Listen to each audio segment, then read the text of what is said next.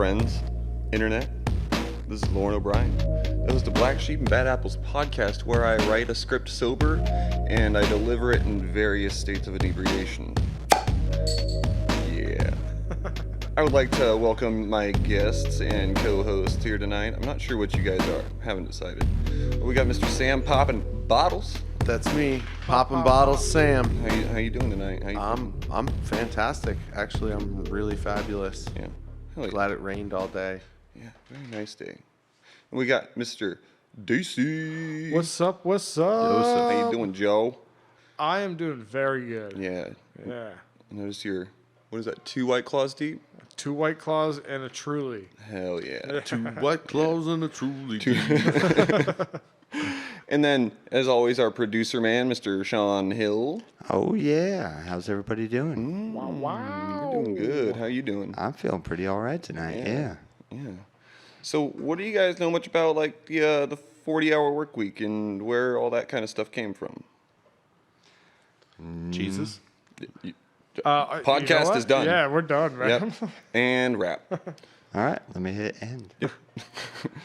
I grew up in a very, very union household, but I know nothing about it. Excellent. Well, we're going to be learning a little bit about it tonight. I was on some strike lines. It was fun. Yeah. Awesome, yeah. Well, yeah, as I said, tonight, I really wanted to learn about the labor unions and where all this stuff came from. And it turns out there's a lot of fucking stories. There's, like, I was thinking about doing individual episodes, but I've been kind of, like, really busy this week, so I took, like, only a small amount of notes on a couple of different things, and I was like, I'm going to kind of pack all this stuff into one episode. So there's going to be a lot of information, some of which I will fuck up, but, yeah, I think we should just dive into it. Nice. So, when conditions at a place of work become too intolerable to continue working there, most people either quit because there are other jobs, or they put up with bad conditions because they cannot afford to lose their job. At the same time, many of these people cannot pay their bills enough to put a little bit of cash away. In fact, according to a USA Today article, 57% of U.S. adults have less than $1,000 to their name, and something like 2/3 of the United States can't deal with like a $600 rainy day fund, like an emergency. Oh, we're feeling that right now. Yeah, it's pretty apparent, which is like, just I wanted to learn about labor unions before all this, so it just like it really is kind of ringing a bell in it. Yeah, good timing, I guess. Great time. So it kind of becomes a stalemate situation. Like, you can stay in the job that you hate and you can work miserable hours for really shitty pay because, like, what else is there to do when you're poor? Like, you can either work the job or you can, like, not work the job and risk not having a job for a while. And if you got wife, kids, bills to pay, car, it's a little bit harder. So the government began tracking work hours for manufacturing employees in 1890 and found that most employees at this time worked an arduous 100 hours each week, which it's made all the more incredible when you do the math and find out that there's only 168 hours in a week. Yeah, that's rough. Yeah, so these guys had it pretty shitty. And some workers were made to work 12 to 16-hour shifts for 6 or 7 days a week. So, like, they barely get time to shit, shower, and shave, you know what I mean? So for nearly 200 years, workers had tried... let's try that again. For nearly 200 years, workers have tried to limit the workday. In 1817, quote, 8 hours of labor, 8 hours of recreation, and 8 hours of rest was coined by the labor rights activist and manufacturer Robert Owens. Now, Robert Owens had a pretty big, like, work history. At 10 years old, he left school to apprentice as a clothier, which I assume is just somebody who makes clothes. With a good library and a thirst for knowledge, Owen excelled in business, and by the time he was 19, he'd become superintendent of the cotton mill in Manchester. He eventually moved up to manager and partner at the Manchester business, improving the quality of the fabric spun. So, a clothier is someone who makes cloth. Yeah, and No, they make orange juice. Yeah, shut up, Joe. Yeah. I said it's somebody who makes clothes. That's a tailor. Yeah. Yeah. Tailor. And yeah, he's a clothier. And he did this really interesting thing. I couldn't honestly tell you the details of it, but he like innovated a way to spin fabric so it made it like stronger and better fabric. And so he was like really good at what he was doing. And he finally set his sights, being the manager at this new mill, on New Lanark Mills in Lanarkshire, which I'm pretty sure I butchered because it's very British. That sounds about right. Yeah, so he's Or New England. no, it's definitely he's He's in British. England? He's in Wales. Oh, well. Yeah, he's So Wales. Yeah, definitely. Yeah, and like again, he's kind of like the figure that the overseer of this factory, and he's trying to expand it a little bit. And so he continued on like expanding into new factories, and what he did was he created little communities of workers where life improved drastically for everyone. So he would move into these little shit towns, and at least in one, he improved the quality of life so much. So he created schools, improved working and living conditions, and encouraged people to be healthy and active.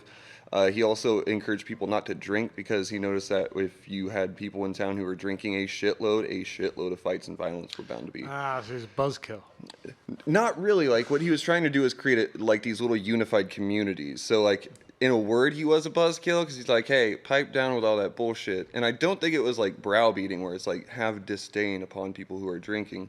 I think what he was trying to do is be like, hey, like if you guys can't control yourself and you guys have to throw fists while you're drinking, maybe you shouldn't be drinking as much because you come into the factories and you're not as effective and like, well, we're really trying to do it. Yeah, he's the only example today of like a good guy we're gonna find. Yeah. Yeah. Well, he's a good guy who owns the industry practically. Yeah. And so he created stores which sold high quality goods as well at little more than cost. But this is just an example of how things improved in the early industrial revolution. Unfortunately, his ideas of improving living conditions for workers on which he relied was widely accepted in Europe, more or less, but it didn't quite make its way to the U.S. Well, it did, but it didn't really last long. The National Labor Union, NLU, applied pressure to Congress in 1866 to mandate a 8-hour workday, and although the effort failed, it did succeed in bolstering public, like the idea of labor reform as a political idea, as a way like, hey, we've all got to work, so why don't we like kind of regulate this to a degree that benefits all of us? So Illinois shortly after that created a limit on workdays. Illinois created a limit on workdays the year after, creating an 8-hour workday. However, one could legally sidestep these laws by contracting employees for longer hours. The Federations of Organized Trades and Labor Unions and the American Federation for Labor organized a movement that would start May 1st, 1886. The movement's goal was to call the employers to standardize the 8-hour workday. It wasn't, again, like a really radical idea because like federal employees and Illinois workers, like that this was a federal and a Illinois thing at this time. And they were just supposed to have an 8-hour workday. However, again, the government was kind of slow to like enforce these laws, and some employees were actually forced to sign waivers of this law as a condition to getting the job. So we can see already that like things Sign waivers is in like you have to ignore this law. just like you're going to be working more than 8-hour days, and if you want this job, sign here and that. And if something comes up later, it's not on us. You said it was fine. Signing away your right to use that, like, cite that law against your employer. Yeah. It's reported as, God damn it. It's reported that as many as 80,000 workers marched in Chicago on May 1st. This was 1986. On May 3rd, peaceful protests turned violent when the Chicago police 1986? 1886. Did I say 19? Yeah. Okay. I was gonna say that. I was like, that's a long no, jump. sorry. Real far. Yeah, and we're gonna be doing a little bit of back and forth because there's a couple of stories. But yeah, Breeze I'm gonna right try to keep past up the with Great the dates. Depression. Yeah. No, but yeah, this was 1886, and on May 3rd of that year, peaceful protests turned violent when the Chicago police began attacking and killing protesting workers outside of the McCormick Reaper plant. This provoked a protest meeting planned for May 4th. The idea was simple. They'd bring 20,000 people to Haymarket Square to speak about the conditions in which they worked and to bring light to the violent rebuttals to peaceful protests. instead of 20,000 people, only 2,500 people showed up, with many of the speakers also failing to appear. Where is Haymarket Square? This is in Chicago. Chicago, Yeah. okay. And so There's this a is really good downtown. band called Haymarket Squares that writes like bluegrass protest music. That's and if why it sounds familiar. They have about 3 albums. If you haven't Yeah. checked it Oh, out, that sounds I pretty feel badass. like it would all relate to this. Like we should have. Actually, I'm going to do that producing. I'm going to put a little Haymarket Squares, I think, in this episode. So No, plug to them because that I think It makes a says lot a of lot sense about that their that's music. where it came yeah. from. Yeah. And they're really good on. They got some knowledge behind it, and so I'm actually I like what you're talking about here. This is nice. Yeah, hell yeah. So I'm going to read from an article from the Illinois Labor History Society here. Excuse me. The Haymarket meeting was almost over, and only about 200 people remained when they were attacked by 167 policemen carrying Winchester repeater rifles. Then someone, unknown to this day, threw the first dynamite bomb ever used in peacetime history in the United States. The police panicked, and in the darkness, many shot at their own men. Eventually, 7 policemen died, only one directly accountable for the bomb, so he was the only one affected by the bomb. 4 workers were also killed, but few textbooks bother to mention this fact. Through And- a dynamite. What did it? Dynamite so, bomb. so there So a was stick of dynamite. yeah. So exactly, it was first known use dynamite of, with some of- cane and peas. yeah, Left that shit and fucking chucked it. Straight yeah. Looney Tunes. Nitro. Yeah, and there was fucking swift reprisals, guys. Not just in Chicago either. Governments around the world began to crack down on labor movements due to what had happened. In Chicago, labor leaders were arrested, homes were searched without warrants, and union newspapers were shut down. A series of labor leaders were eventually tried for murder with the bomb plot, and a lot of powerful people wanted to see them punished and their rebellion quelled.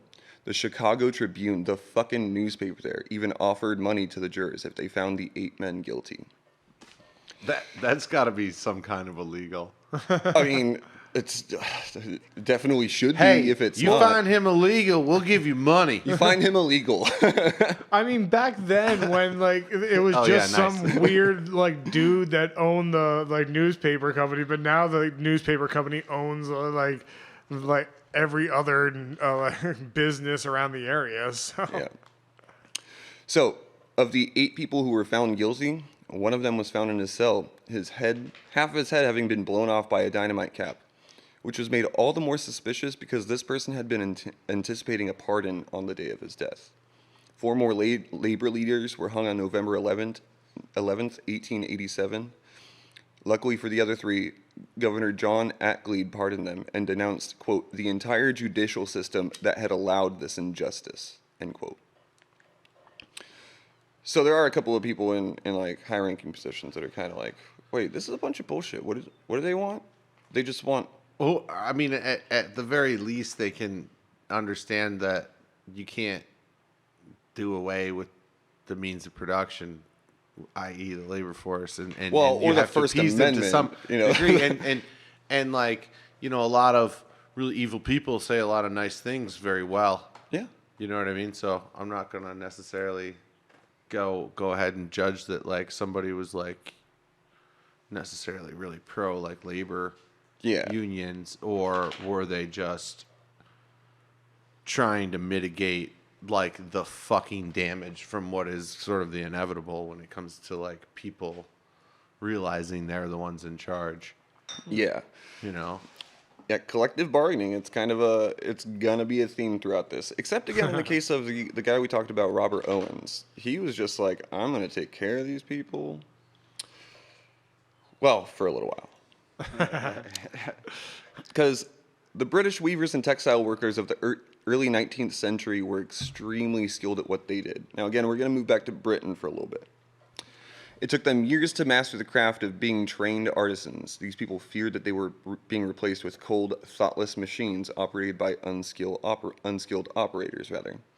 A few of the most desperate of these began breaking into textile factories and smashing the machinery.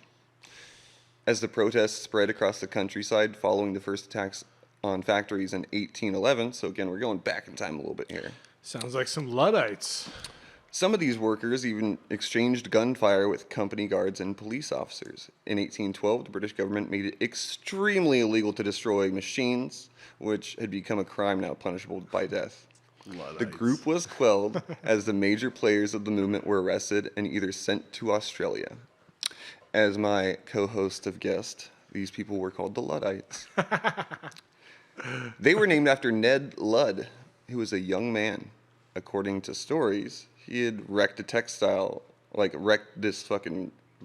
factory in the late 1700s. But Ned Ludd has no evidence that he ever existed. And like Robin Hood, he was rumored to have lived in Sherwood Forest. If he did exist, Like straight up live in Sherwood Forest. Yeah. Nice. One day we will talk about it, but I have an ancestor who's supposed to be the Irish Robin Hood, Count Redmond O'Hanlon. He also It's a lived in very- Sherwood Forest. Yeah, but the Irish Sherwood Forest. Sherwood Forest. Sherwood Forest is just Ireland. You don't know about that. Oh, the Emerald Sherwood. Long story short, he did it one time, got caught, and got hung, and then they made a statue of him. But Do you have this in your family, this yeah, statue? it's it's like in a- a square. Like it's still in Ireland. Oh, wow. On I the wanna Bonny Hill. visit- I want to visit this. now. Yonder. Limerick, Ireland. Jesus. Of course. I think I got an ancestral course, castle there. It would be. You know what they call It would Limerick, be, Ireland? Joe. What's that? Stab City. Great. That sounds good. It's a fun place. All right. Well, That sounds So, if neat. Ned Ludd did exist, evidence of his life has been lost to history. Because we can't just because the absence of evidence doesn't mean the evidence of absence. He's a folk hero, though. Yeah, he is. He's definitely a folk hero. But we still see the term Luddites in our current English lexicon as somebody who is resistant to, fearful of, or with a hatred towards modern technology. we hear it in this Such as own Sean. podcast against me. So Say what? we Oh, hear it and in this Joe. own podcast. Yeah. against Yeah, me. you No, guys are it's- the two yeah. Luddites. It's definitely a separation You of guys are podcast scary. theory. Yeah, we're the Luddites. They're the what's the opposite of a Luddite? Techno god. We're gonna go with that. It's technically Okay. sheep. Well, and it's just funny because Sheeple. I figured that since we keep coming since our technology podcast, we've talked about Luddites so much, and so it only seemed fair to really bring them in because It's a fun word to say. and honestly I really thought it was just a random thing, and I caught some random thread, and it was going to amaze everyone, be like, Luddites, that's what that was. And you're like, yeah, and those are the Luddites. Those are the Luddites, yeah. Big reveal, take it away from me. Thanks, bros. You shouldn't teach us so much. Shouldn't. That's a fair point, actually. Yeah, I would never know that It's your unless you own told I've me. learned so much since we've come on. It's your own Jesus damn Christ. So how are you guys feeling so far? Fabulous. Yeah? Like $25. That wasn't mine, but I found it. Yeah. Feeling pretty good? Well, the next story is going to be a little bit more abrasive. Yeah, that's what. So I do want to take a moment to go When on do we get break. to the Matewan coal miners revolution? This is going to be Just as big. fun. Yeah. That's what I feel like we're not in the world right now or really help out the worker too much, so I don't feel too much like too many things in this story are going to be positive. So Yeah, basically. So we're going to go ahead and go on. Oh, never mind. So I guess what we are going to talk about is the battle for Blair Mountain in West Virginia. Have you guys heard about that? No? No? not the Blair It's- Witch. I have. It's fucking amazing. It is just wild and violent and yeah, we're going to get Take me home. yeah, we're going Country to go ahead and take that break. Break.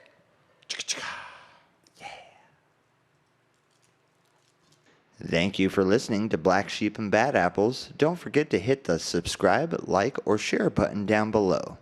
This week's episode was brought to you in part by the following contributors. The Custodial Arts Institute, teaching youth to turn dreams into memories. The American Foster Society, bringing history and the economy together one grave at a time. The Waterboarders Local 332, drowning in success. Hoopties Anonymous, driving you home with respect in 12 easy steps. And by viewers like you. And now back to a little bit more of Black Sheep and Bad Apples. And we're back without the feed. We're back without the feeds. How y'all feeling? You doing good? Those were some pretty powerful songs. Tasty. The Jimmy Jams. The Jimmy Jams. The jump ups. Yeah. Got a, What was that? Shout out to Mara Parcel for Can a parcel I even like have those one? guys. you know, it can really try eagerly to. I think a parcel can't have merit because you can describe any object with a descriptive word, adjective. Nailed it. So, back to the battle for Blair Mountain. What do you guys know about... What do you guys... That was an awkward segue, but here we are. So, what do you guys know about company towns? A bit. Yeah. Do you want to... I mean, a company town, so are you familiar with the term indentured servant, like an indentured servant? I think we here at the table are, yeah. Right. So company towns are whole communities where everything in the community is owned by a company, and Yeah, all the workers exactly. and their families live there, and they shop at the company store. One of my favorite songs. Yeah. You know, I owe my, what is that? 16 tons. Yeah, oh my soul to the company store. Which we're going to get my into the soul history to of the that. Well, company we're not going to store. talk about the history, but what we're about to talk about is the direct history. But from and the that creation of song is pretty pertinent to what we're about to talk about. because Exactly, It yeah. is actually about It's about this era. it's about the coal miners uprising. Yeah, In West really cool Virginia, one of the Doop, fiercest. doop, doop, doop, doop. Oh man, I mean, yeah, do not it cross- gets brutal. You do not Yeah, cross I bet. Appalachian folk with long rifles. Like, it's just not something you do. So it has Have you never ever heard of worked. guerrilla It has never warfare? worked. It has never worked Yeah. once. Like, not in the entire history of white people being on this continent did that work. So, a company town is and was a place where most of the area's stores and homes were owned by the company. That usually was the biggest employer of the town. Some of these places were run with a high degree of integrity, having schools and affordable stores and comfortable housing. Like, kind of what we were talking about with Robert Owens at the top of the show, where he kind of like, he actually had like kind of a company town, but it didn't feel like that because Oh, he was very Ayn Rand. I don't know about that. It was John Galt. Yeah, so some of these places were run with a lot of integrity, having schools and affordable stores and comfortable housing. Well, even all the stores and everything were like directly like working with the company, and like they needed them Yeah. for the company to survive. See, other And, company like, towns were extremely exploitative because it was just the company. The Yeah. company wanted to rake in as much profits as they could. So the West Virginia Coal Wars was town's exactly not like that at all. about Right. company towns. Enter Logan County, West Virginia. The coal industry found a small vein in West Virginia, and as the years passed, the region exploded with industry, wherein companies moved in. What? I guess it's not that small. It's like the whole of the state. Well, that's how they had to find it. It started off right, small and just right. fucking exploded as an industry out there, where just a shitload of companies began building essential infrastructure to support their expanding sizes.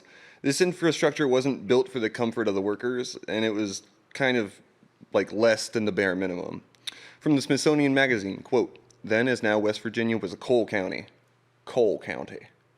Coal. I like that. Yeah, it was a coal county. I hear it every time, even if I don't say it. That's how I hear it. So the coal industry, Still is. yeah, the coal industry was essential and is essential to the state's sole source of work at the time. And massive corporations built homes, general stores, schools, churches, and recreational facilities in the remote towns near the mines. For miners, this system resembled something like feudalism. Sanitary and living conditions in the company. That's where Aaron Yeah. Rand comes in. So sanitary and living conditions in the company houses were abysmal, wages were low and state politicians supported wealthy coal company owners rather than miners. The problem persisted for decades and only began to improve once Franklin Delano Roosevelt passed the National Industrial Recovery Act, which that was in 1933. Yeah. What we're going to talk about is way before that. Right. It's like probably two, 3 decades. Well, it starts 3 decades. It was 13 years before Matewan and Yeah. and Blair Mountain, I think, were yeah. right about the same time. Yeah. 1920. Yeah, 1918, if I remember correctly. Or okay, 1919. Right. Or The Matewan uprising occurred in August 1920, so it was a little bit after the Blair Mountain battle at Blair Mountain. Yeah. They were both basically the two bloodiest, biggest conflicts of that whole. Yeah. And I kind of brush over Matewan here, but yeah, it's fucking brutal. So we're going to keep talking about some of these conditions. So the mines during this, the miners during this time, or the mine company rather, during this time provided, again, less than the bare minimum. Fresh air was an obsession with miners during this time because there was one main entry portal into the mine, and a second tunnel was supposed to provide workers with ventilation. This form of ventilation consisted of a coal fire at the second end of the tunnel called a monkey drift. The idea is that the fire would pull air through the mines as it burned, thus providing the workers with much needed oxygen for their work, as well as keep oxygen, supplied to the fire itself. It's crazy Open fire in a fucking coal mine. Who would have thought that was a bad idea? Yeah, my dad's cousin's rolling over in his grave as we talk about this. Even before that, He was a mine safety engineer. I think even now, like fresh air is a pretty big obsession of mine. So, Yeah, and we're gonna learn about it. Human rights. Yeah, human rights. Very Wi-Fi, right? Well, and another thing about this is that 5G for you and me. the ventilation only you and worked me. when like the doors allowing the mine carts out were open, and there was always a person there who was like holding these doors. It was somebody's job to make sure that he had the ins and outs. And so, for whatever reason, a lot of these mines just weren't that well ventilated because they were kind of just ignoring the system that they had in place for it. Well, they didn't keep the canary down there too long. Like once it died one time, they're like, I'm not going to replace and keep getting canaries. So, They're like, it has to be better after the one died. Yeah. So let's just assume that the ventilation is right because we saw one die and you can only get better after that, right? Yeah, Exactly. Yeah. Like, you're not going to go worse. Just think about this too. Like they're using a fire inside a coal mine To bring fresh air in. pull in oxygen. That's how you make a forge. Like that. You melt steel with a forge. And you get that good coating around your lungs, that like black Oh, coating. the black lung. Yes.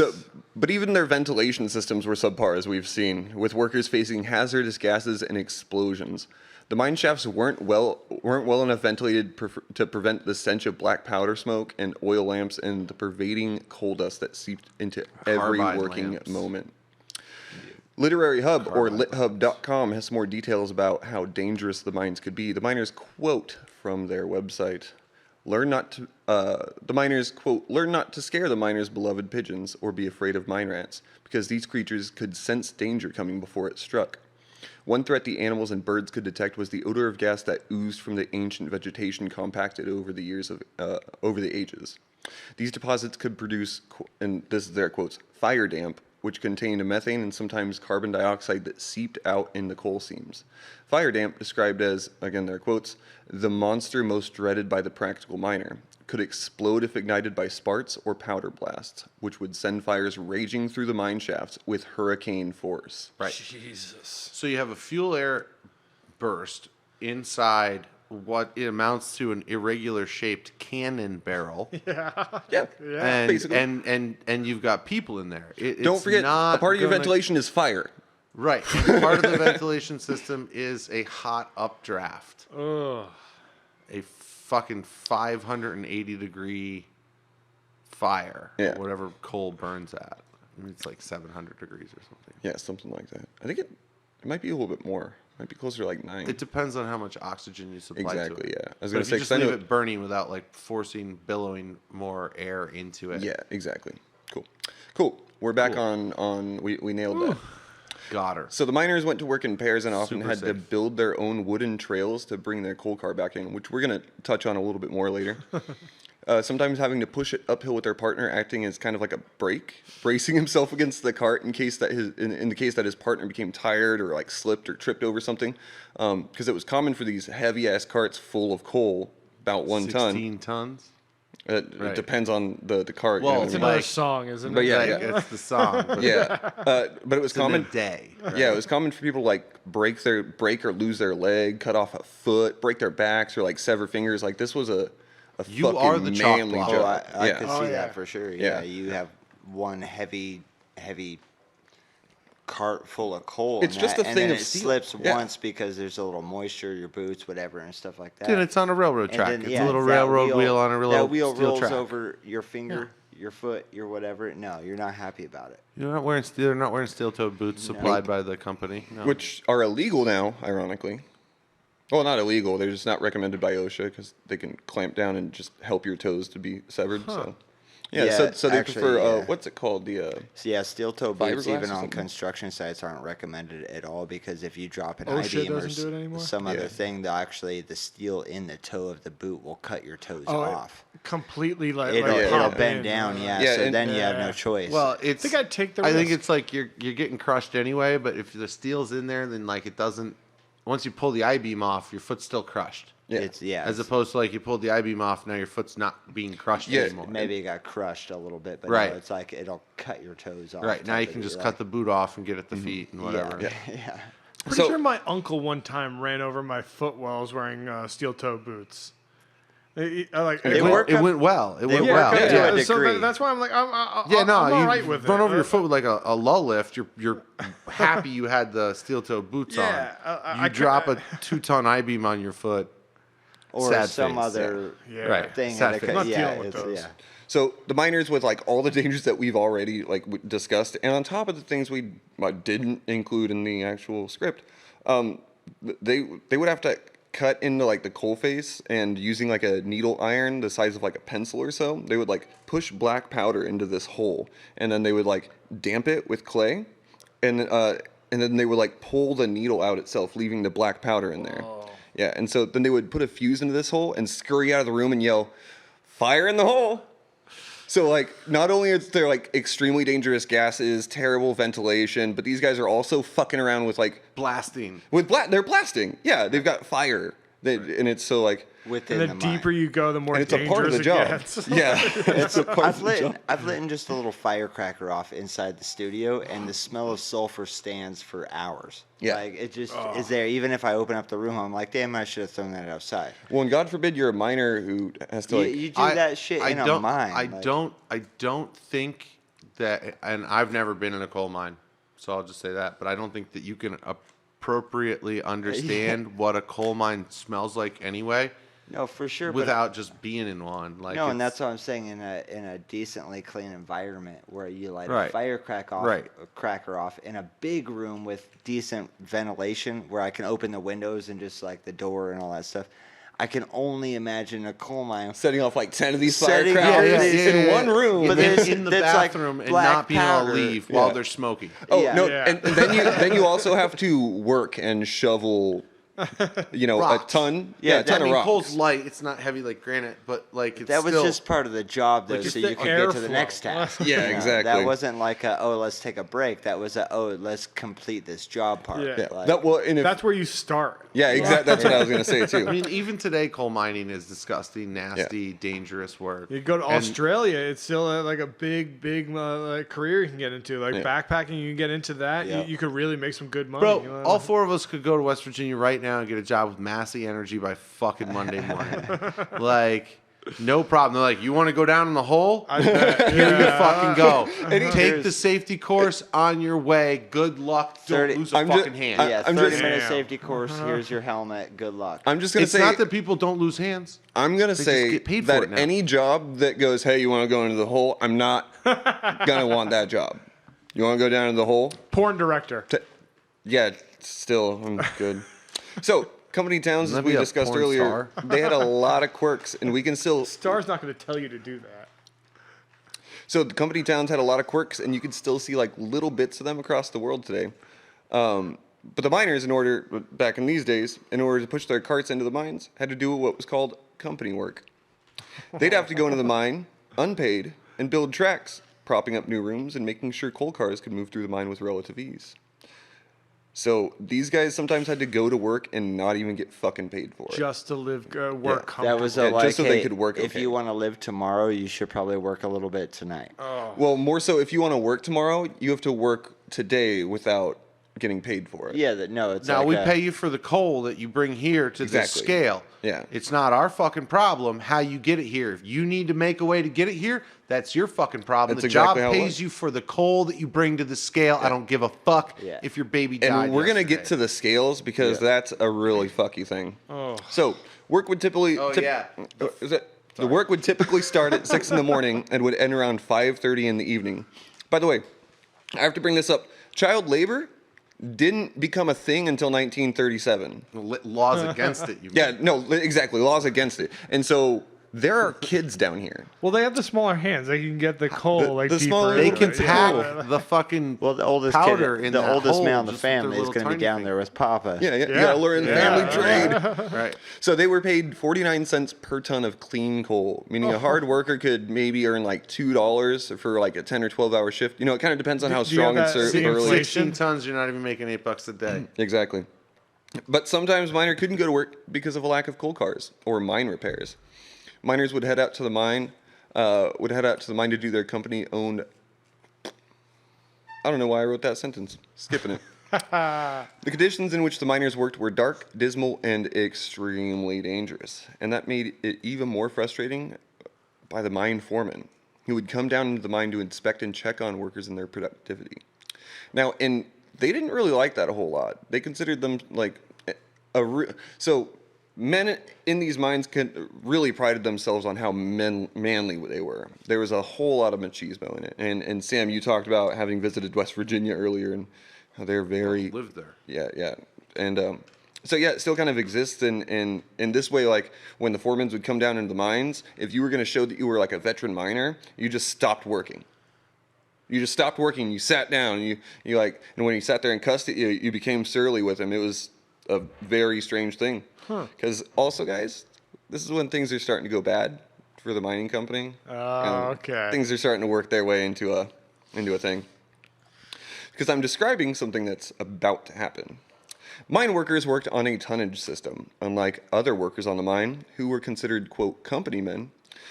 Those men were contractually obligated to be there to do their 10 hours a day, but tonnage men, the miners, would sometimes work less hours and leave the mine without permission. Because, again, you had to have, like, permission to basically go to work and not go to, like, to leave, to take your lunch. Like, you always had this dude, maybe even literally, like, cracking a whip against your back. Like, I'm sure that happened. Can't say that I found it in my research, but I don't know that so Not much of that, physically, but like you got like, you know, these like walk-in bosses and stuff that are just there to like increase productivity, but like they're really just like spies for the fucking company. that's exactly what they Yeah, are. Yeah. and cracking the whip could be like, all right, well now you have the early shift. Like you're not working fast enough, Right. so now you're gonna be like staying late tonight. Right. Yeah. And so these tonnage men worked, obviously, by the ton, and it was a move by the mine operators to create competition between the tonnage men. The more you worked, the more money you made, and making more money was very manly back in the day. So just a note, because I don't think our audience is going to get all the fucking sense of what they were working for. The money they made wasn't like legal tender. It wasn't necessarily American dollars all the time. They were often paid in these things known as scripts. Since company towns had their own stores, one could purchase general necessities. You also had to like pay rent and all this stuff. And so the products bought, unlike Robert Owens, who we talked about at the top of the show, and the way he ran his company, these products were sold at exorbitant prices, effectively making sure that any money made by the company was kept within the company. Yeah, So, but like the places where they were all living, like that wasn't like provided by the people who were owning the job, right? No, they built the houses and then they charged rent for it. yeah, yeah. exactly. And so, Right, you know, right. Sam Moore, he described it, I'm not going to say entirely accurately, but it was as close as you can get to indentured servitude. And it was crazy because like all the But employees... you spread it out. And Yeah, No, they were yeah. setting up these pay structures so that like there was no way that you were going to actually be able to afford to live on whatever you were making at the mine, buying what you need to live at the company store, and everybody and the company would just extend debt, like a line of credit, basically at the store to these people, and then they were like indebted to the company. Literally, so it's fucking indentured servitude. Yeah, so you couldn't leave without paying your debts. Sort of. It's literally indentured servitude. And there's a really...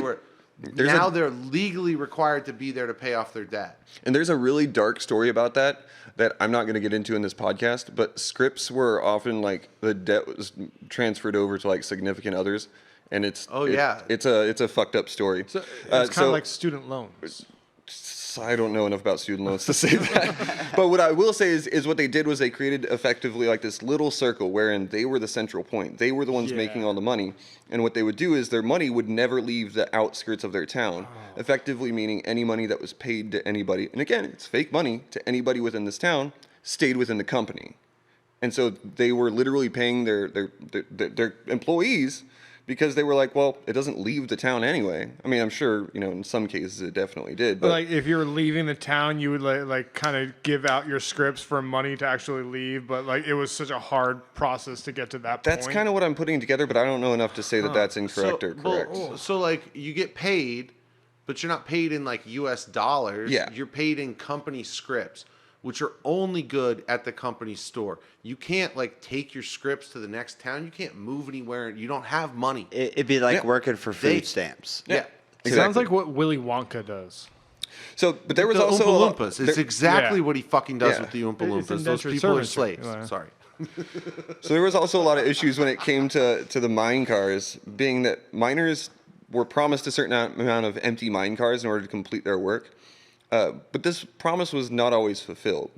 After getting mine cars above ground, the company men would sometimes do a little like finagling with the scale too. So the company men, as opposed to the miners, would weigh the cars and were caught short weighing cars, or in some cases, the cars were just built with extra room, which would allow the car to rather than carrying 2,000 pounds, they would do this thing called gridding, where they would build up the sides of it, and now it would fit 2,500 pounds. But they would only weigh these scales, they would take these to the scales and say that's 2,000 pounds.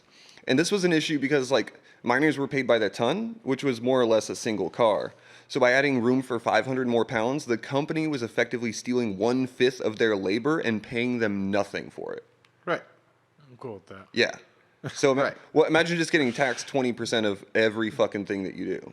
I mean, I get 32. I'm in 32% tax bracket. That's what I was like. I think it's like up in the 30%. Well, I mean, sorry, I don't have dreadlocks. That's hurtful. And Oompa Loompas were refugees turned into slaves. Right. Yeah. It's even worse.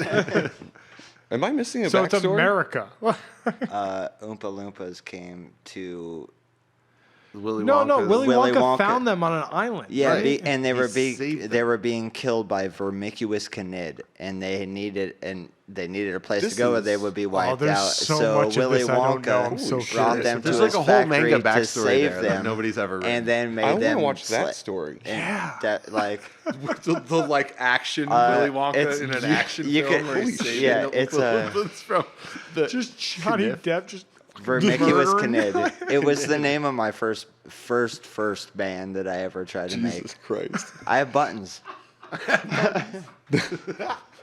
So I don't appreciate you plugging on my podcast. Is it third act yet?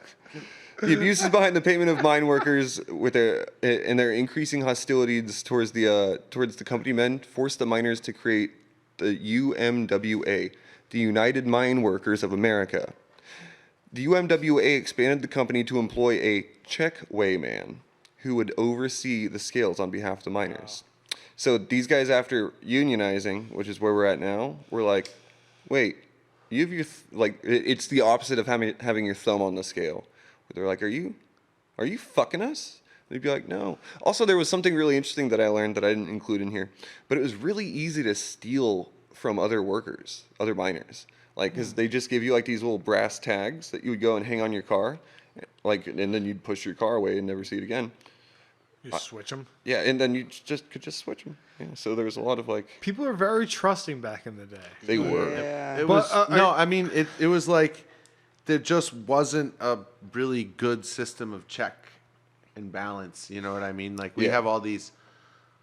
You do like a computer transaction. There's like 100 checks and balances that occur, and like there's all this paper trail, and everybody's got a copy.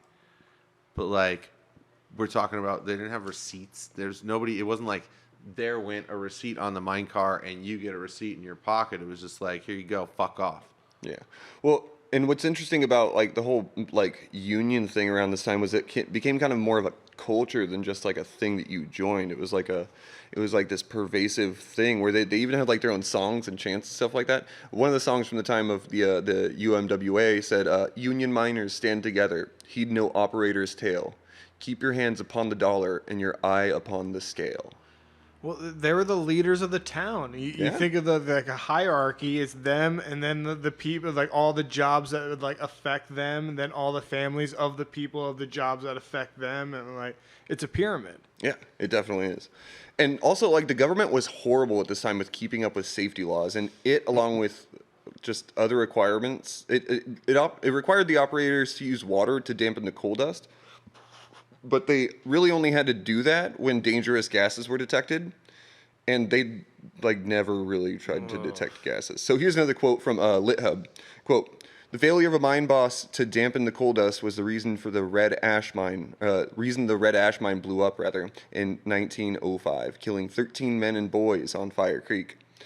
Which, this is just Red Ash Mine and Fire Creek. This is a terrible place to have a coal mine. Red Ash Mine was also the location of a disaster in 1900 exactly, which killed 46 miners. This earlier catastrophe outraged a very prevalent woman in this time, who I can't really get into, but it outraged Mother Jones, who spoke of it often on her organizing campaigns that year, and had triggered public pressure to improve the state's mine safety laws. The legislature rejected all proposals for reform, however. The lawmakers apparently agreed with West Virginia Republic's governor, G.W. Atkinson, who said in 1901, "It is but the natural course of mining events that men should be injured and killed by accidents." Yeah.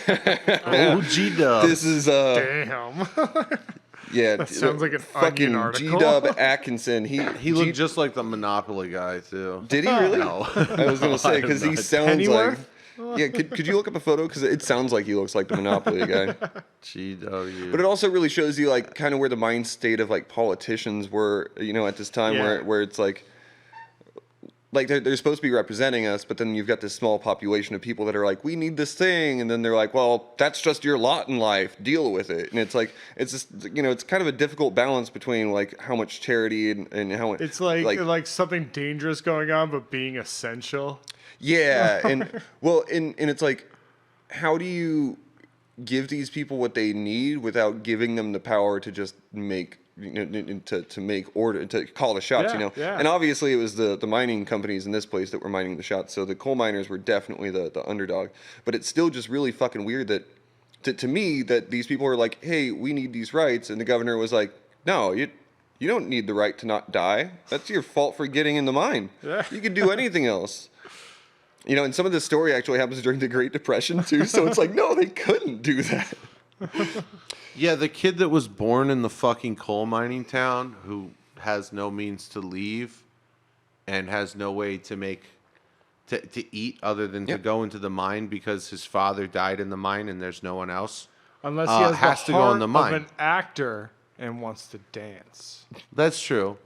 I was going to say, I feel In which case he's probably thrown to the blind mules. I feel the same way about inner city kids born in San Francisco downtown going to all this type of stuff, and they don't know what a country is, a countryside where like You've seen cows? it snows where you're at. There's cows. There's a flower. You've seen you a have a deer yard before? that you can walk in. Yeah, we're getting a little off track there. I don't really see the correlation between the 12-year-old kid that has to go in the mine to feed doesn't himself have to work and the kid like that a hasn't coal seen the miner. fucking like a coal. I think Sean's just saying Cow. he doesn't know what good conditions look like, and so he's like, black lung, this is what I got. You know? Yeah, right. He knows no better. Yeah, right. exactly. So- He's just born within it, type of deal. And so, like, conditions like this, as well as like tension mounting between like miners and guards, led to miners striking in 1912. 5 months of protesting led to 6,000 union men demanding more safe working conditions. These guys just swore that they would kill company guards and destroy equipment, because they were, after all, the backs on which the entire mine rested, including the company men, but as well as the private guards. So World War I actually soothed some of the issues then, like that it kind of like smoothed it over a little bit, because everybody got paid really, really good by the government to make some fucking coal, because they needed it to make steel for all their planes and stuff like that, which we'll get into later. Again, fascinating. Planes weren't made out of steel in World War I. Well, no, but you get what I'm saying. Infrastructure shit. Cannons were, though. Yeah, and it was due to the fact that like they needed coal in order to make like iron and steel and all these different metals, and in order to smelt anything, and it was just needed to make a lot of military gear. After the war, however, companies tried to squeeze out more profits, and this is another quote from Smithsonian magazine. Quote: "Following World War I, there was an increasing concentration of wealth into fewer hands of the industrial corporate power. Unions were anathema to them simply because human labor was one of the few costs that could be manipulated and lowered. As the rich mine owners got richer, union organized strikes became a way for miners to protect their salaries." So it was just seen as one of these things where like they started cutting costs, and the first cost that could go was to the employees. Like that they could just obvi. Like that's not we can change that. And we're gonna get a little bit more into this here in a minute. What I am going to do is go ahead and make a quick plug for a hashtag of ours, Fuckable Johnson. And Hashtag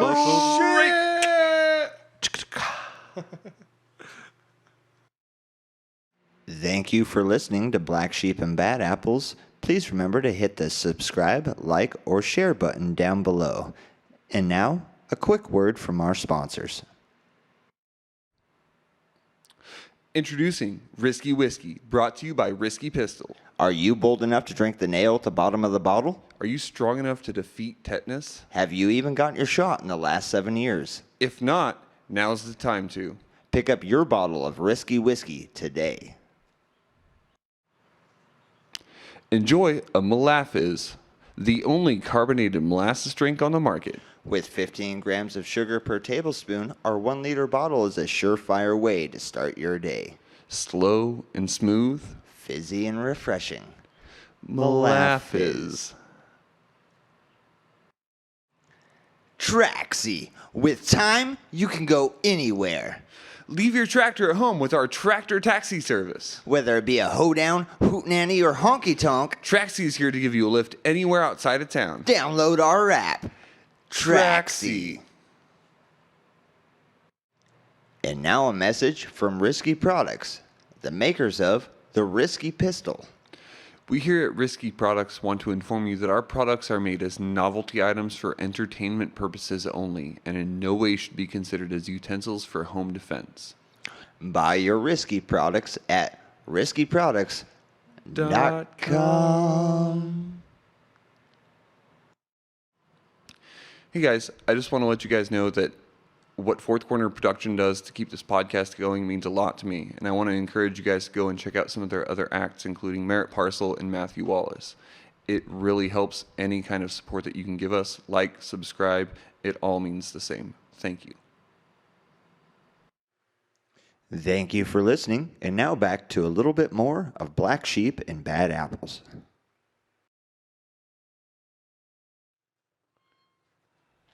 That was real nice. So, to remind you guys at home and you guys here in the studio, the Smithsonian magazine was quoted as saying, following World War I, there was an increased concentration of wealth in fewer hands of industrial corporate power. Unions were anathema to them simply because human labor was one of the few costs to them that could be manipulated and lower. As the rich mine owners got richer, union-organized strikes became a way for miners to protect their salaries. Leaders like John L. Lewis, the head of the United Mine Workers of America, insisted that workers' strength came through collective action.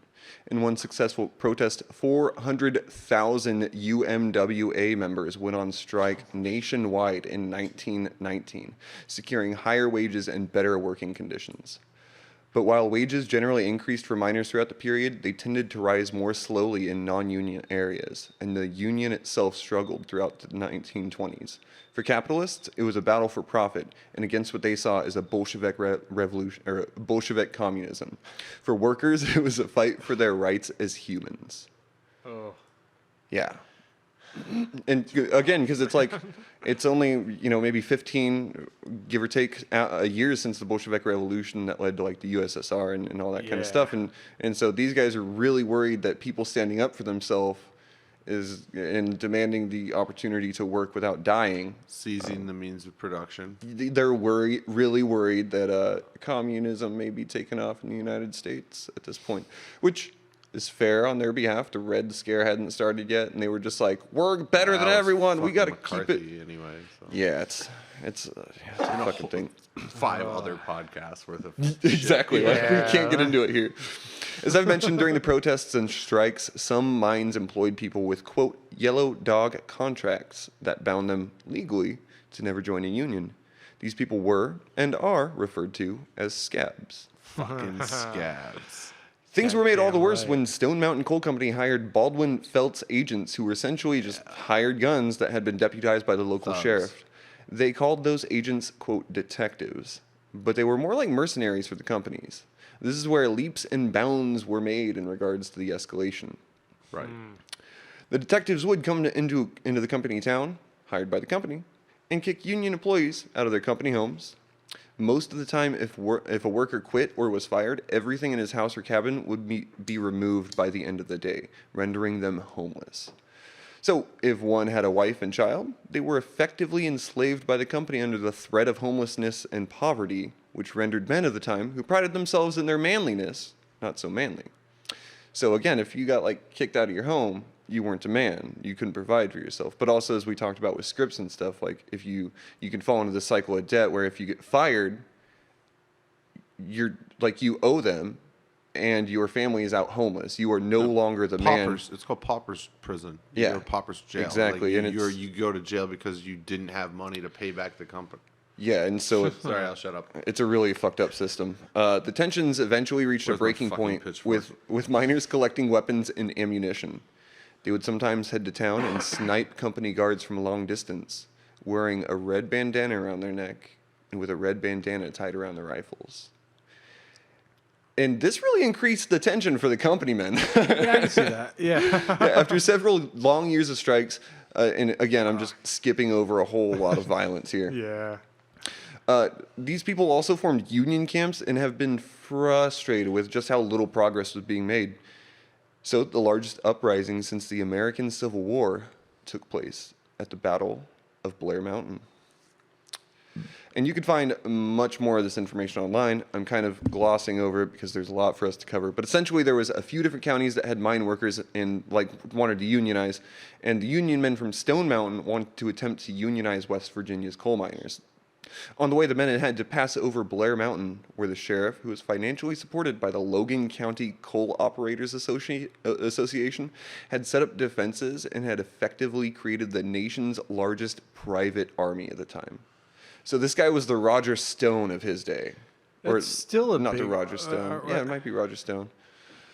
Yeah, and their numbers were, and this kind of depends upon the source where you find the information, 2,000 or 3,000 lawmen, private contractors, and strike breakers. Strike breakers were also known as scabs, blacklegs, or my favorite, knob sticks.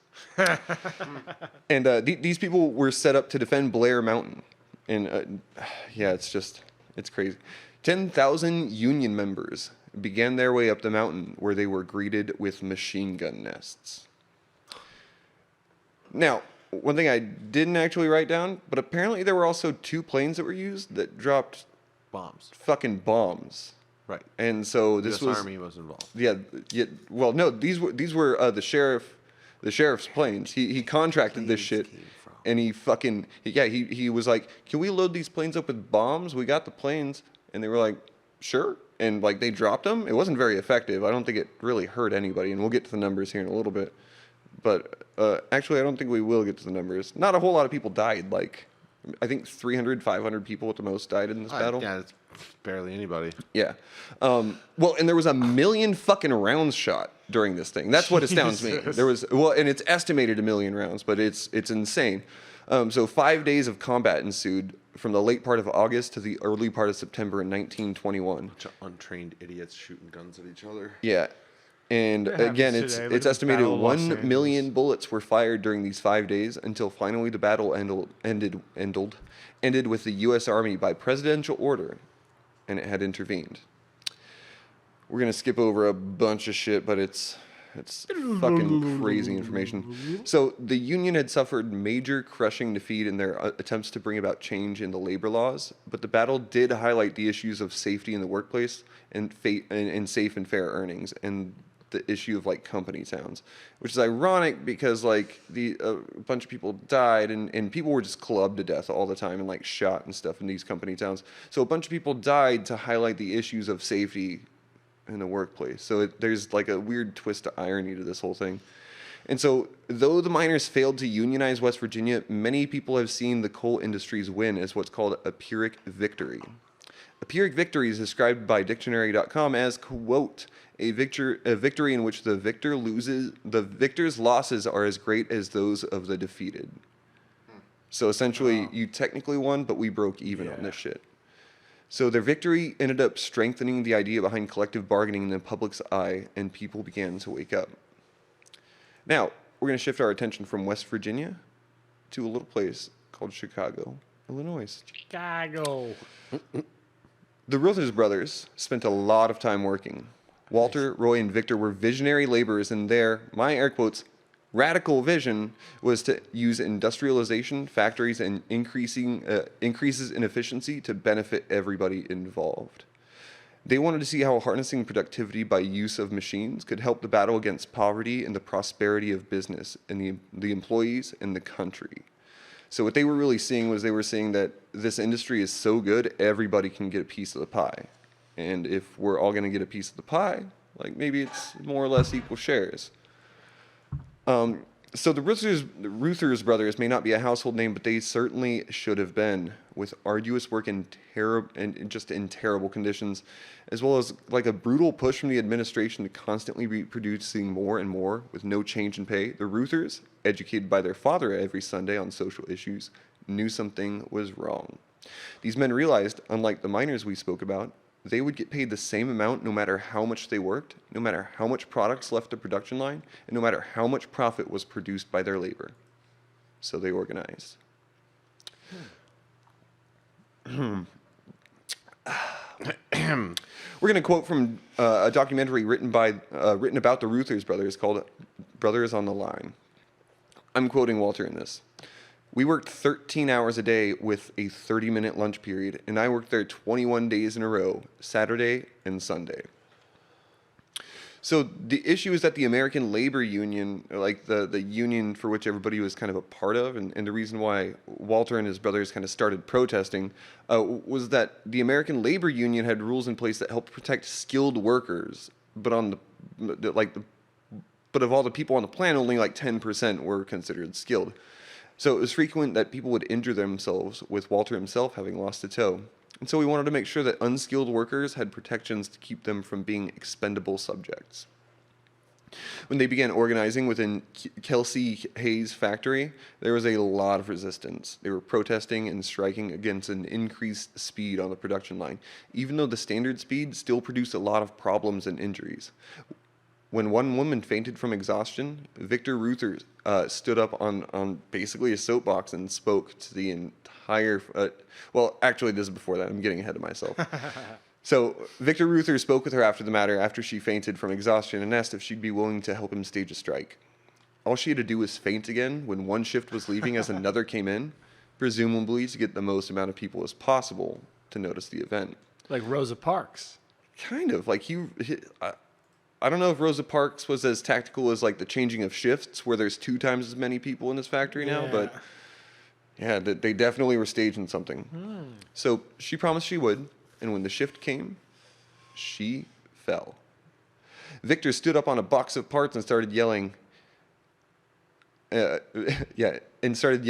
Machine after machine was he was just yelling at everybody. He's like, we need to shut this shit down. We need to fucking be able to make sure that we're and quoting the movie, the documentary rather, machine after machine was shut down there until there was silence in Department 49. And this is Walter himself, a very old man. Machine after machine was shut down. Yeah, and so until there was silence. I see him as the Blues Brothers. I don't know the Blues Brothers though. Oh, Elliot and Jacob Blues, the old musician.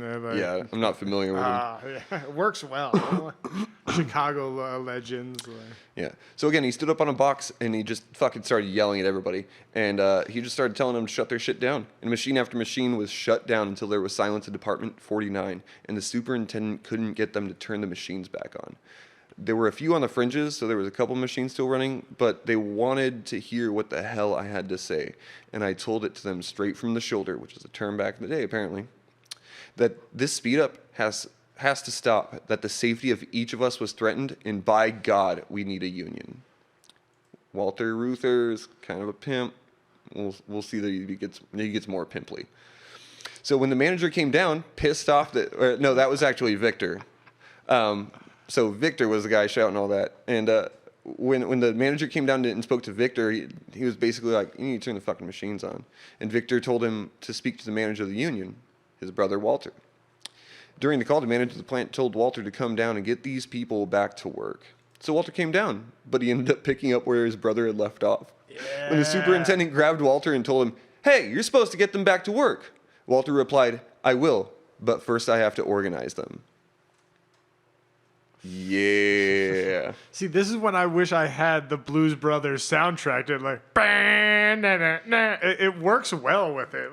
Yeah. And so, the issue was mostly the speed up of the production lines. The problem was, even at the standard speed of production, people were losing limbs and fucking dying. And so the speed up represented an increased danger to the workers without any sort of compensation or even acknowledgement of the immediate dangers. So when the management made their way to the plant to take their machinery, they were met with a wall of union supporters. For 10 days, the plant was shut down, and since Kelsey Hayes' factory had made all the brake drums Ford desperately needed to make their cars, the factory they ended up negotiating. I bet. Yeah. And also one thing I want to note, because I didn't include the detail. They actually, in some of these protests, welded doors closed and put locks on everything. These people had the keys to these fucking joints, and the company managers and owners and stuff like that, they didn't have the day-to-day in and out fucking keys. They had and stuff the means. Like that. They had the means and the opportunity. And so a lot of these, they seized it, and so it's kind of beautiful and poetic. Not saying that right now is a great time to do that, but not saying, but maybe. But we're not saying it's not either. Yeah, I mean, I don't really know. I mean, I'm not here to encourage an uprising. I'm just saying that if there was one, maybe people should support better living and working in sanitary conditions in other people's working places, because a sign of solidarity is it might not be affecting you, but we should still stand up for it. Yeah. So there was a 2-week sit-down peaceful protest, rendering the factory virtually useless. But at the end of the 2 weeks, the union had won. They were granted 3 demands. 1, better working conditions. 2, equal pay for men and women. And 3, nearly double the wages as before. And what year was this? This was, I'm going to get a little bit of this wrong, but I think this was 2021. Yeah, 1921. Maybe 1919, somewhere in there. Yeah, it's and it could be just shortly after that, maybe in the late 30s, but it's right just after the Battle of Blair Mountain. Yeah, okay. And the funny thing is about this is these people are working in General Motors factories in Detroit. And so all the coal that's being mined by those miners who are unionizing is being used to make all the metal that's being used in these factories. So it's just a very, very interesting through line between all these different things. And again, there was a bunch of other strikes going on after this, and men set the Reuters boys, Ruther boys, they set their sights higher. They had won at the Lindsay Hayes factory, and they wanted to take on the large auto manufacturers. They wanted to go after the production lines for General Motors Corporation. So, go big or go home. Chevy Motors were built in Flint, a one corporation town, which was, a company town at that point. Roy, Flint, we know how well that worked. It's a great town, right? Good water. Yeah, Really no, like, you get a bottle, swimming. it'll give you superpowers. Yeah. Best swimming So ever. Roy, one of the brothers, Ruther, went to Flint and began organizing workers. The idea was that if they could organize properly, they could get the company to recognize the right to unionize. And New Year's Eve, 1936, so this is just after, the workers staged a sit-down strike. They sat down inside the plants and refused to leave, to which General Motors responded with shutting off the heating to the facility. It was remarkable to see Detroit's Fleetwood plant was also shut down, which also inspired supporting strikes in California, Michigan, and Missouri. Around the country, workers sat down in their factories, demanding better conditions. One domino. That's all it takes. And in Flint, the police decided to vacate the facility, or to just not vacate. That's the wrong word. They wanted to vacate the facility with tear gas and bullets, and this later turned into what was known as the Battle of Bull's Run. But the Union found their own ways to fight back. They would turn fire hoses onto the police in 16-degree weather until the Missioner governor was forced to send the National Guard. Fucking awesome! That's such a great, easy way. Yeah. Oh. It's so good. That can't fight if you're dying of hypothermia. No, Yeah. you can't. Well, they didn't And have... like if you're in those SWAT outfits, you spray those things down and it freezes, you're not going anywhere, No, man. you're going to die within like 20, 30 minutes. That'll soak up so quickly. Yeah, and like... Yeah, Hypothetically. yeah, hypothetically. Hypothetically. But unlike Blair Mountain, the 2,000 National Guardsmen that were brought in, they were brought in to keep the peace. After taking control of the only plant in the United States that produced Chevy engines, it was 44 days later that General Motors finally decided to acknowledge the workers' right to unionize. A newspaper even wrote that this protest and the success of it had, quote, made the worker to an amazing degree a middle-class member of middle-class society. Middle-class member of a middle-class society. Oh, that's such a fucking slap in the face when you... Well, and we'll get into how it really made them a middle-class member of middle-class society here in a little bit, but I do want to continue through this. Similar to the mining industries of the 18 and 1900s, the Ford Motor Company had 3,000 men in the security department, led by Harry Bennett.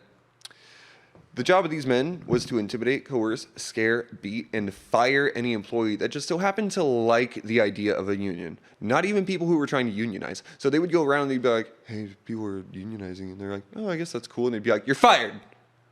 Like, it was just that fucking simple. They really wanted people to be scared because...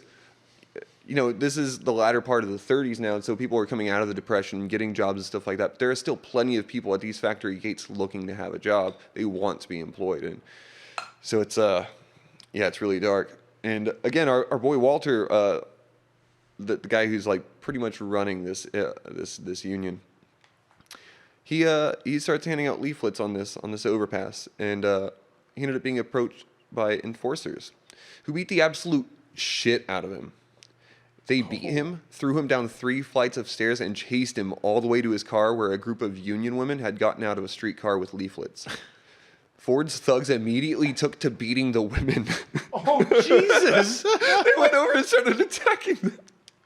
I immediately pictured like old church women with like umbrellas and stuff. That's what I'm picturing too. Yeah. And they're just beating the fuck out of these women. So the thugs had even gone after press photographers, smashing and destroying the photos, ensuring that there was no evidence of the attack. But one photographer managed to escape. The days after, the news was spreading about the, quote, Battle of the Overpass. The Ford Motor Company took a huge hit in regards to their public image. Ford, being all pissy about having lost his moment of public image, withdrew his advertisements from Time, Life, and Fortune magazines, all of which published a story about the attack. Well, I'm getting the indication from our Mr. Producer Man that we're going to go ahead and be taking a short little break. So when you guys come back, we are going to be finishing up this episode about some early union and labor movement stuff. So if you guys are as kind as to just listen to the music. Break.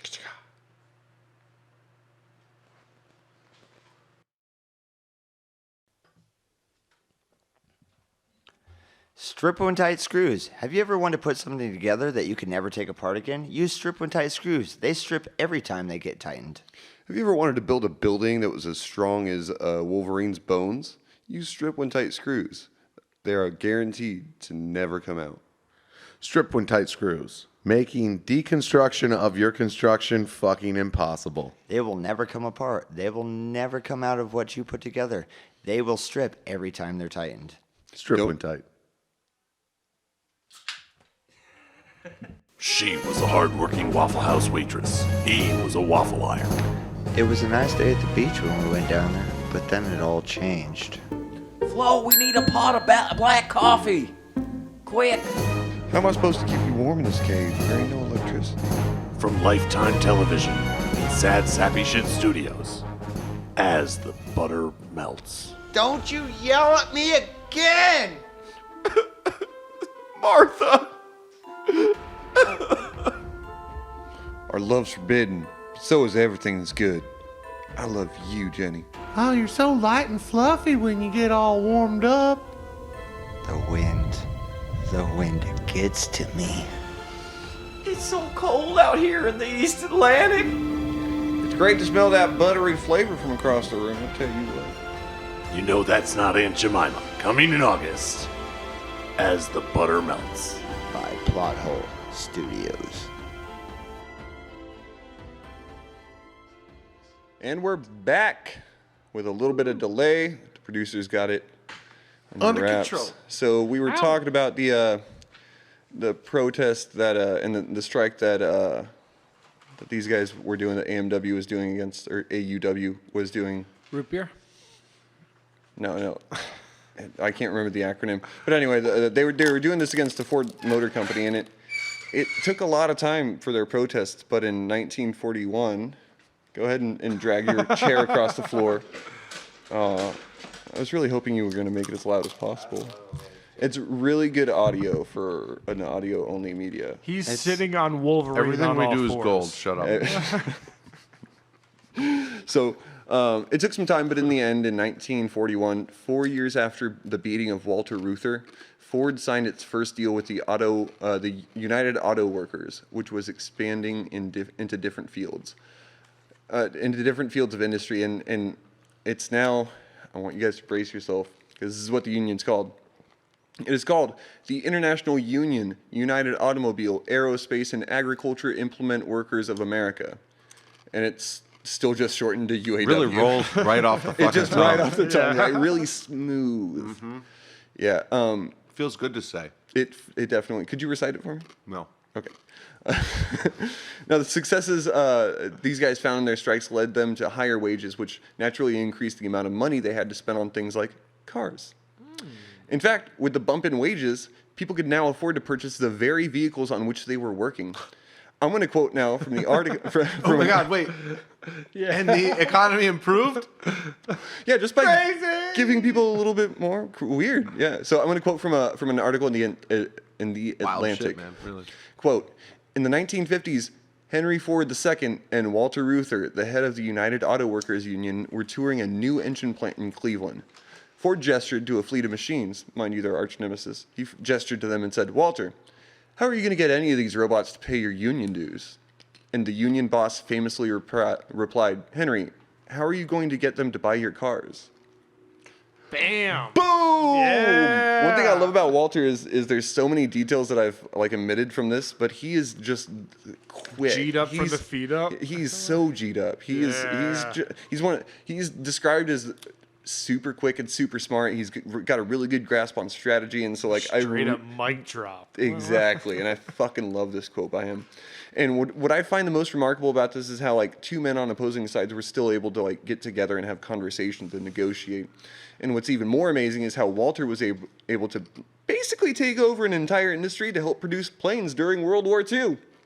You guys ready to hear about this? Yes. Some Union boss shit. You see, the production of planes during World War II was at a crawling pace. Slow and unreliable, the lack of ability to build planes had the potential of threatening the Allies' already tedious hold over Europe. The U.S. had plans to construct new factories to make plane parts and planes, but it would be 2 years until the ability to make planes was more of a reality. And in steps your boy Walter, which I wrote that down. I scripted that because it's so important to me. Walter looks around and notices that there are unused parts of the auto industry that could be retrofitted to make planes. He spoke with other workers and, having gotten their approval, posited his idea of, quote, 500 planes a day. On December 28th, 1940, he gave a speech, and this is part of it. Mind you, he also sent this whole idea to, like, presidents and Congress people. So, quoting Mr. Walter Reuther. Like more than one president? Probably just the one. Yeah. Quote, in London, they are huddled in the subways praying for the aid from America. In America, we are huddled over blueprints, praying that Hitler will be obliging enough to postpone an all-out attack on England for another 2 years until new plants finally begin to turn out engines and aircrafts. Packard has just finished, another company, pouring the concrete for its new engine factory, and Ford may soon be ready to begin digging in the ditches in which to sink the foundations for this. Not until the fall of 1942, 2 years hence, from when he's speaking, will these bright, shiny new factories actually begin to turn out the engines. This is snail's pace production in the age of lightning war. Conventional methods will never bring results in unconventional warfare, and the workers of the automotive and aircraft industries for whom we speak propose a bold alternative, quickly applied. We believe that without disturbing present aircraft plant production schedules, we can supplement them by turning out 500 planes a day of a single standard fighting mode by the use of idle automotive capacity. We believe that this can be done after 6 months of preparation as compared to the 18 months of 2 years required to get new planes and engine factories into production. So he's pretty boss about this, and on January 2nd, this is like not that long. Let me double check. Yeah, this is like 4 days later. Reuther met with President Roosevelt to discuss the idea of a 500 planes a day. But of course, the auto industry, General Motors, Ford, and Chrysler, hated the idea. They hated the idea because if the government could build these factories after the war, these factories would be sold for pennies on the dollar to these large industries. And so the government would build these factories basically for these big automotive companies. Okay, and so then once the war was done, they could buy them for pennies on the dollar. The other reason that those companies that you just specifically named hated this was because Packard had the fucking contract for the P-51 Mustang motor. They made 15,000 of those. Exactly, and it's just like that was when a huge chunk of cash in Packard's pocket. Well, like when Halliburton got the contract for like billions of dollars worth of helicopters for Vietnam, and it was them just getting the same thing because they knew they were going to war and they were all friends. Right. Yeah. Right. So we're gonna bring into this podcast a name that you guys probably know, Alfred P. Sloan. Yeah. The chairman of General Motors, he balked at the idea, stating that they could only utilize maybe 10 or 15% of their factories for production of defense. Now, mind you, what he's saying is he's not saying like we can do this and it won't hurt our bottom line. He's saying like this is the only available amount that we have. But the attack on Pearl Harbor changed a lot of people's ideas, and Walter's ideas were quickly being implemented. 2 years later, the Chrysler Company had reported that 89% of their tools that had been converted for wartime production. So there's actually a journalist, which I didn't include this in this article, but this journalist wrote in a news story about this, and he was like, so I guess Walter was only 89% right. And I fucking love that. So Eisenhower later I don't sent. know if I like journalists being cute. I like him being Coy tongue in cheek. journalists, not cute. Yeah.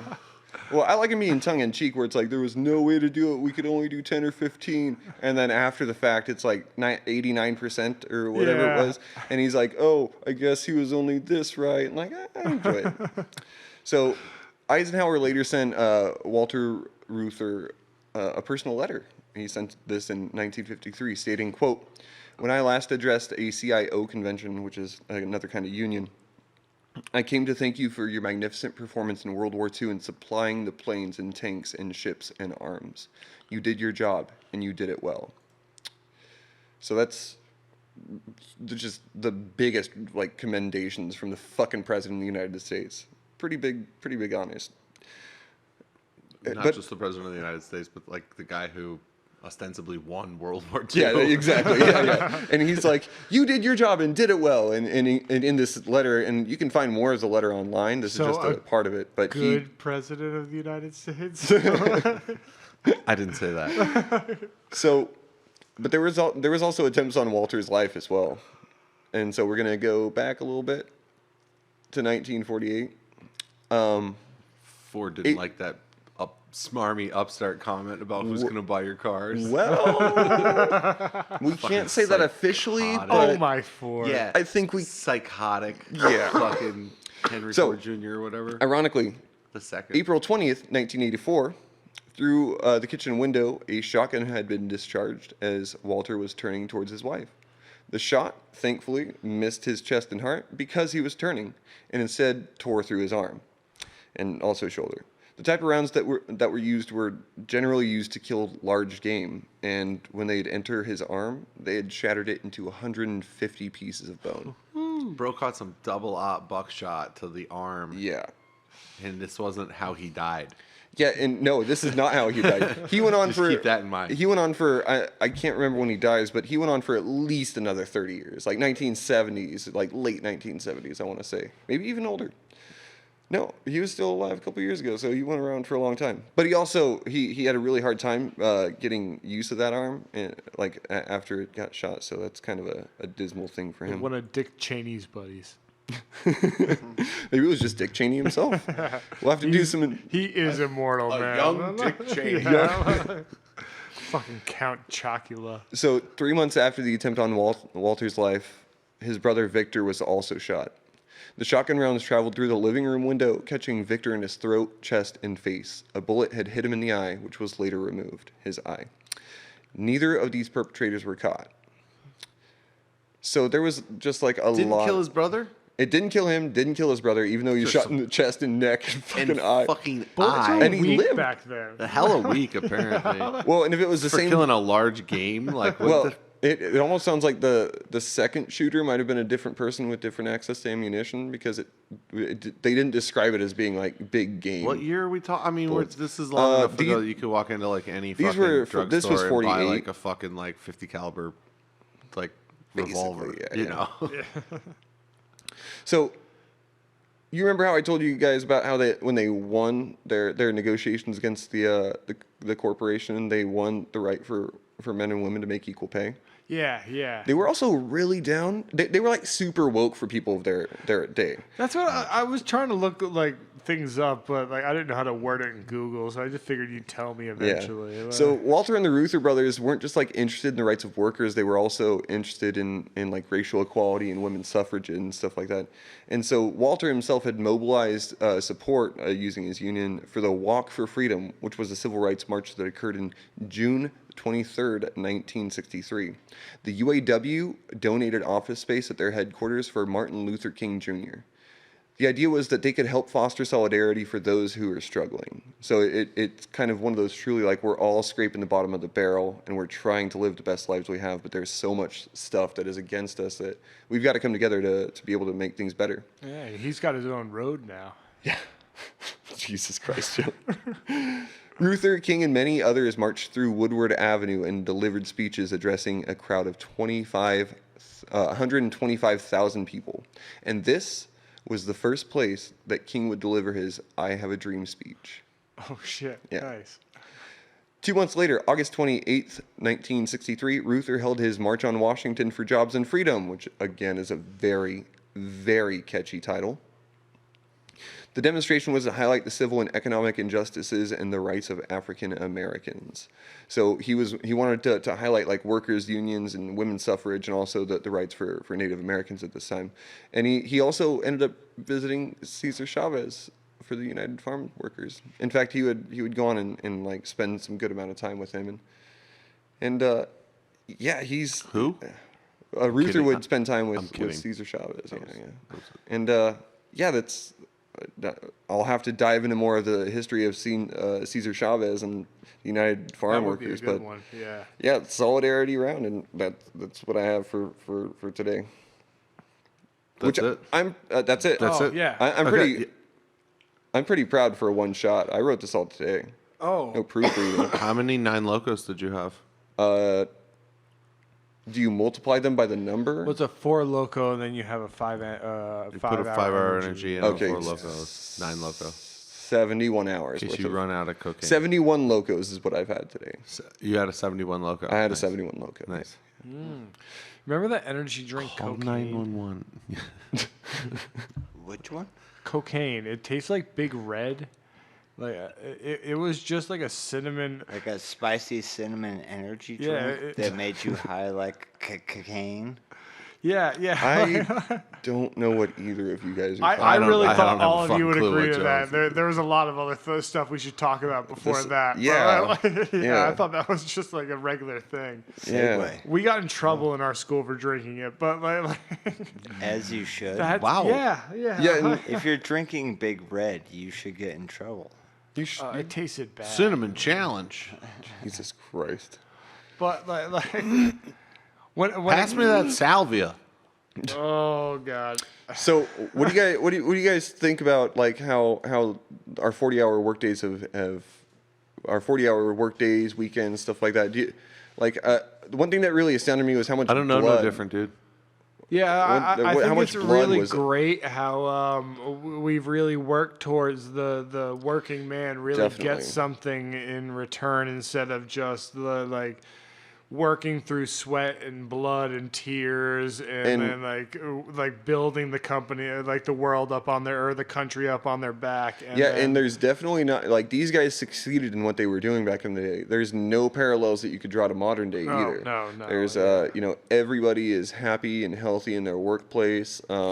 There's people are really cheery he's to go to employing work. sarcasm. Yeah, See, I'm being sarcastic. Sam. I grew up. My dad's a big union guy, and there were plenty of times working with the union. He had opportunities to go into management and to have a bump up into pay, and he never took it because he always stayed within the union. Sticking with the union. Yeah. Sticking with the And union. I understand that mentality, but I also there's also a whole other side of it where they have taught us where that's a strong place to be. If you're there, that you're helping out, and people have been riding those people's back for hundreds of years now. See, that's where I disagree because I grew up in like a small town that didn't really have any of that union stuff, and so like the kind of the impression that I got of like unions were that they were like kind of like an antiquated thing. It was like, oh, people tried to rise up one time, but they were just being silly. And that's kind of like the understanding that I had like going into this podcast. And what really struck me was like, I don't know where 40-hour work weeks come from. And so like that's kind of why I wanted to dive into a little bit of this, was because again, a lot of the podcast is me just discovering that the world is much shittier than I actually think it is. And that's the thing about it is it's such a deep and deeper topic where you go into it, where it's these people that like put us into these small categories and these small segments where they're like, okay, you're now a worker.